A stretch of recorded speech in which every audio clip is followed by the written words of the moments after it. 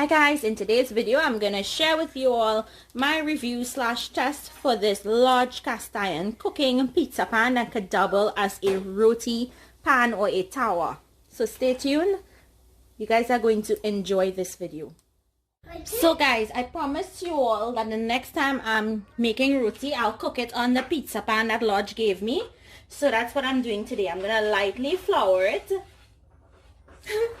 I'm gonna lightly brush it with some oil.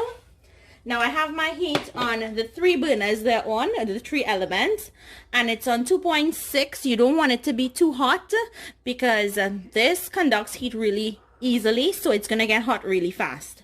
So once it's nice and warm, we're going to go on with our rolled roti.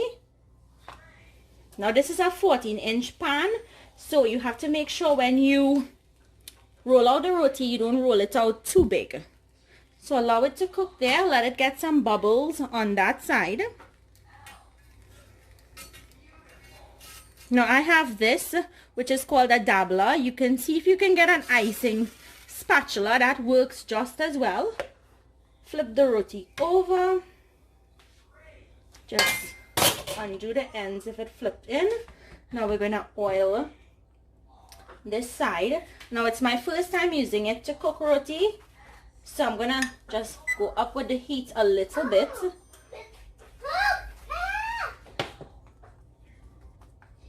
Allow it to cook on that side for a little.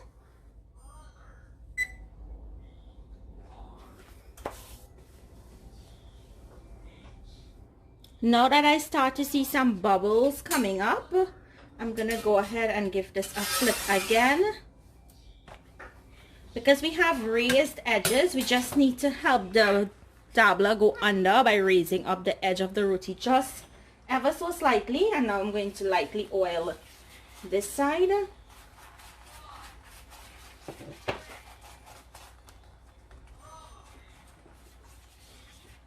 Now we just have to allow it to cook and allow it to brown.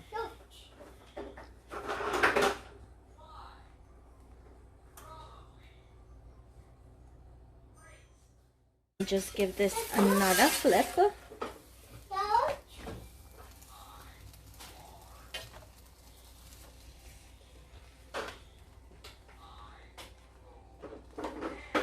If you see that the roti is a little too white for you, you adjust the heat to suit. This pan is heavy just like a towel is heavy. You see how it's starting to puff up or swell? That's what you want.